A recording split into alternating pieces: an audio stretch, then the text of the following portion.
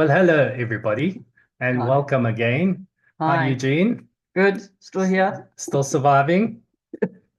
Yeah, we're talking about Gene's book, and we are now at chapter 5. We have 4 lessons in chapter 5. And the first lesson in chapter 5 is die we will. We all only have this present moment. We are not promised another.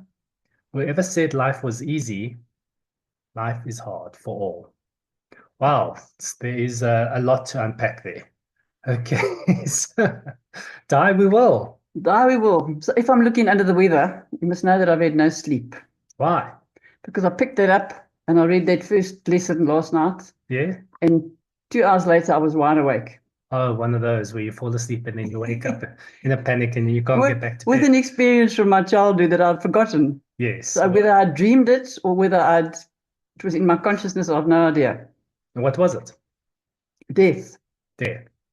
So in my book, I say that my granny said she'd be around till the last child started work. I started work on the 1st of February. She died on the 14th. Okay. But last night I had this memory. We used to go as kids and play in the veld. So my mother would pack a picnic basket, and either myself and my 3 friends, which we're still friends today, or myself and my brothers would go on a picnic into the bush. No fear, no nothing.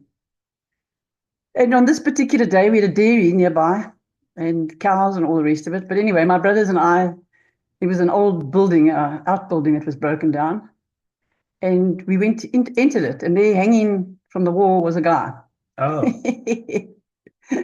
No, dear, we ran like hell to the farmer and called him, please, to come and see the man that was hanging. So that was my first impression. I was young. If I was 6, it was old.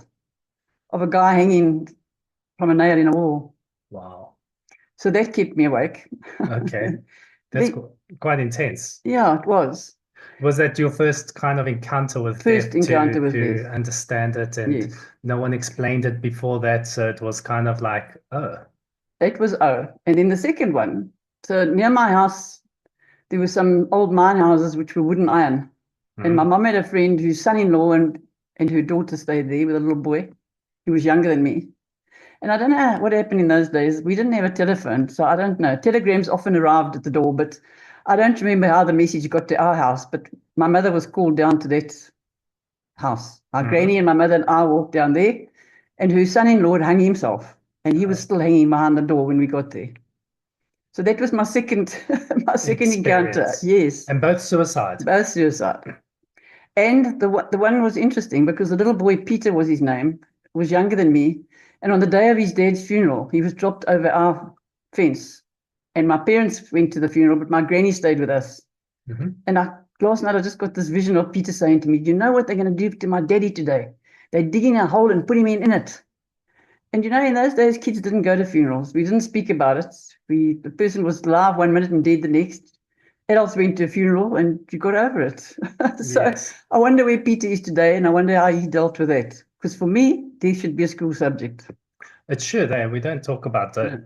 I know there's a show called The Swedish Death Cleansers, Yes, I've and heard there's a about that. whole Swedish philosophy of preparing for death. Yes. So giving away your belongings to people that really want it or you want them to have it, and just preparing that. So they have a lot more understanding of I'd death. like to read that book. I believe it's Yes, good. it's yeah, Yeah. there's a show as well. Oh, really? And then Okay. there is the East. They have a huge understanding of death. They haven't separated life and death. The Yeah, East do it far better than us. yes. We've got life here and we've got death here, and we don't connect the two at all. Yeah, well, and for them, there's a deep understanding and Yes. reverence Yes. and understanding. In our African culture as well, we've got the ancestors, Yes. so we understand But that. they're also shocked by death.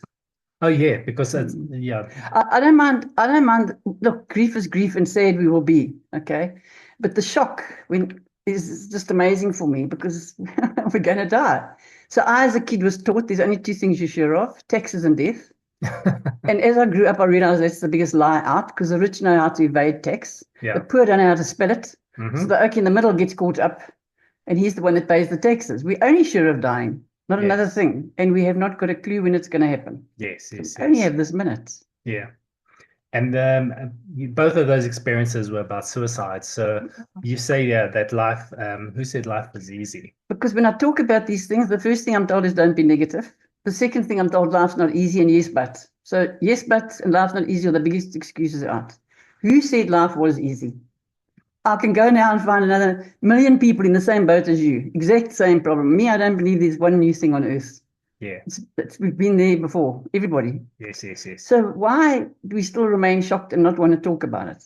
Do you think that life's not easy because this is supposed to be a school ground? Are we supposed to be learning lessons here? Or what is your That's take on that's that? what I was taught, that we come here to learn lessons, and I guess we do.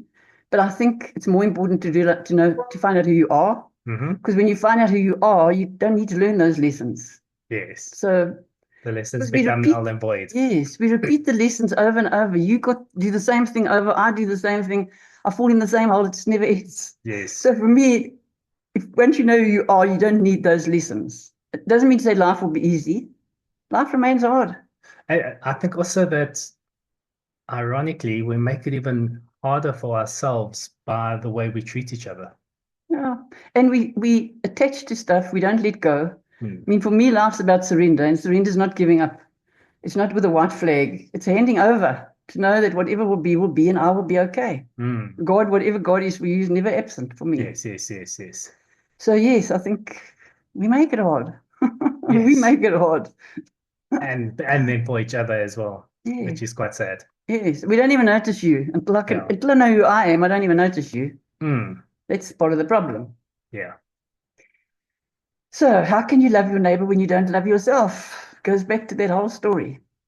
I don't know how when do we learn it is my question.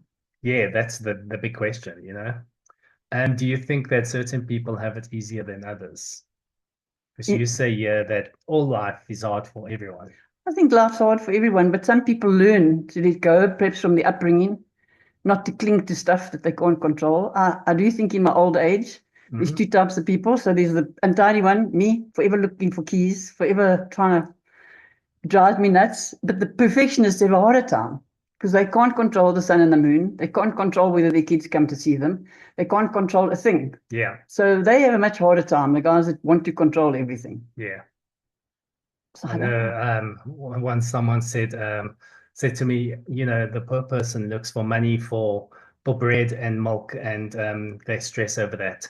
And the billionaire looks for a few million to buy the next business, and they stress over that. And he doesn't even know that the world there. Yeah, but the stress is the same. The stress We is the still same. stress. Yeah. Yep. Stress is the same. Doesn't matter. We create that. Yeah. So the trick for me is to surrender and let go. Hmm. And that's a practice. How do you do that? You got to practice. My life is about practice. I don't pick up one every morning and every evening. I either listen to or read something which I know I'm going to practice every hour. Well, we'll get to that in the next episode. So practice is important. Let's not go there. Okay. So the big thing here in capital letters are we only have this present moment. Yep. You and I can drop down dead in the next moment. What you going to do if I drop down dead? Don't you dare call an ambulance. Oh, why don't you want to be resuscitated? No. You put a pillow under my head. You put a blanket over me. You find my car keys and go and get my cell phone and find my nephew's number. And you leave me there until he comes. He knows what to do. Okay, good. Okay? No ambulance for me. I'm old. Don't want to go to hospital. Do you know things we don't? I'm a whistleblower from the inside. Yes, exactly. Do you? But on that point, medical science has saved billions of people. I'm talking old, okay? Yeah, okay. So me, I don't believe in an ICU unit for over 70. I don't. Yeah. But yes, of course, I won't resuscitate you. I'll hold your hand till the ambulance gets you. Okay? Yes. And there was this massive case in the UK now where the woman helped her husband get euthanized, you know, assisted suicide. What is your view on that? Assisted dying. I think assisted dying should be allowed. I'm not talking about suicide and running away from life. Yeah. I'm talking about when you can't wipe your nose, blow your bum, blow your nose and wipe your bum, then it's okay to leave. Yeah, so if you're going to be living in agony, what on earth do you want to do that for? You know, and hospice is known for killing people, which is the biggest lie out. What hospice does is allow you to sleep until you die. Yes. And that's what I'd like. Put me into my bed, get a good carer, make sure I don't get bed sores, turn me, and allow me to sleep until I die. Yeah. Don't come with food and drink. I don't need it for that journey. Well, there's this famous naturalist, I forget his name right now, but he used to look after himself, completely self-sufficient for him and his family, and work in the gardens, growing his own food, everything by themselves in the forest, wherever they were. And one day he couldn't really get vegetables and get food. So he told his wife that his time is up and he just stopped eating. That's exactly it. When you can't support yourself, you just stop eating. And Stop eating. 3 days later, he passed Yes. away. We don't need food and drink for that journey. And that's the problem. The kids want to feed you, hang on to your legs, you're never going to die. And then you get dragged from bed to a chair in a nappy. I think of all those 100-year-old Tommies that get medals from the Queen and the King, and they're all sitting in a wheelchair in a nappy. I don't want that for me. If you want that for you, that's fine. It's your choice. We have freedom of choice. Yeah, absolutely. Yeah. And you know, the deeper aspect of this present moment.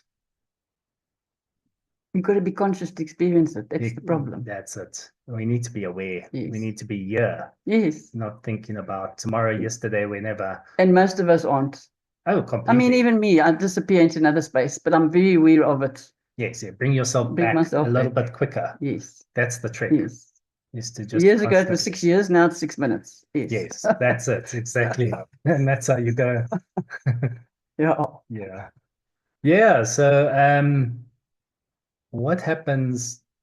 What would you tell the people that are facing death? Look, I think every single one of us has a fear of death because it's unknown. Okay. We believe we're off to heaven, but we don't know. None of us know anything. So I can tell you now, as a hospice nurse, they are held by great love when they are dying. Okay. So our mind, body, emotion, and spirit, they at that stage are in spirit. The physical body is leaving, their mind is not really there, the emotions doesn't matter anymore. So they are held and it becomes our suffering on this side of the bed. So there's no fear. What we are looking at is a body dying, so we think they are suffering. Yes, yes. And the physical body has to leave, so it makes noises and it gets restless and it hallucinates. And we think that person is actually experiencing it. For me as a hospice nurse, I believe they've been held by great love at that time. Absolutely. And that's a physical body that's, your electrolytes get scrambled up, so you become confused. Somebody asked me the other day, so do people see people coming? Well, I often see them looking up in the ceiling and looking. I have no idea. I don't know. Yeah, we don't know. And if you believe in it or not, we Yes. do understand that most people don't feel pain. No. They do have a sense of relief. They have a sense of letting go. They have a sense of being welcome on the other side. Yes. And when you sit with a dying person, it's an experience of that person leaving. Yes, the spirit actually leaves the physical body. Yeah. So, And they often would say, oh, I see this person. Yeah. Yes. Someone that they recognize that we all know has passed away. Yes. So I think that if you believe in that or not, it's comforting to know that they were okay. It's us that aren't. That's it, yes. Yep. And maybe that this goes on. We only think of it. I haven't got a clue. In one kind of moment. But if you go to Eastern philosophy, they believe in reincarnation a lot. And they believe we must overcome that so we can get back to I don't know, but our original source. I always used to think, people used to say, do you come back as an animal or would you come back as a human? Well, I don't know, but I think animals are far more clever than us, so I'll probably be back as an ant. Who knows? They're very clever ants. I watch them. All animals and insects are very clever. Very wise. Really amazing. So the whole way we're talking, I'm reminded of Buddha's Four Noble Truths, and the first noble truth is life is suffering. So maybe that enlightened being noticed that the first thing to become aware of is that life is suffering. So is that suffering in the mind? Are you talking about physical suffering? Well, he just said life is suffering, and it's encompassing all. And then he would go on to say the second noble truth is something like you are the cause of that suffering. Yeah, see, there comes our mind. We are the cause of most of our suffering. Physical suffering, something different. Yeah. But certainly emotional and mental suffering is from ourselves. And then he says that there is a way out of that suffering to awaken, to come back to who you are, and then you gave the 8 steps on how to get there. There you go. Which is you'd have to practice. You'd have to teach them. You'd have to teach them to practice. A good one, right? Practice, yes. And the discipline, yes. Yes. So nothing to be afraid of when it comes to dying. We're going to go. We are going to go, and yeah. Yeah, and grief is around all the time. Something's dying all the time. So only the living experience. Yeah, and grief is the price we pay for loving something. That's how it is. That's the thing. You know, if you're grieving, that's a beautiful thing. It just shows you how much you loved. Absolutely. And the sad thing about dying is that most people end up picking up guilt.